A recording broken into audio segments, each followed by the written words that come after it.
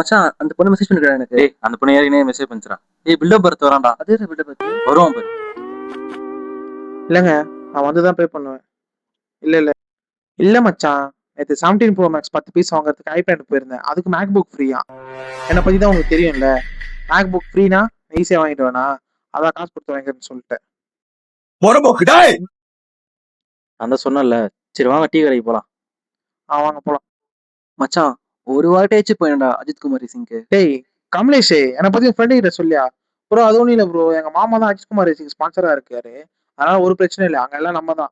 அங்க போயிட்டு என் பேர் சொன்னீங்கன்னா டிக்கெட் கொடுத்துருவாங்க ஃப்ரீயா. மச்சான் நேற்று ஏரியால செம்ம சண்டை, சுரேஷை போட்டு செம்மடி அடிச்சுட்டுறாங்க. டேய் எனக்கு ஃபோன் பண்ண வேண்டியது தான்டா, எங்க சித்தப்பா எங்க எஸ்ஐ தான்டா இருக்காரு. நீ சொல்லியிருந்தா வந்து எல்லா பிரச்சனையும் முடிச்சுட்டு இருக்கலாம்ல. டேய் பர்த்டே சுரேஷ் போட்டு திரும்பி அடிக்கிறாங்கடா. உங்க சித்தப்பா கால் பண்றா. டேய் டேய் பர்த்டே சித்தப்பாடா. டேய்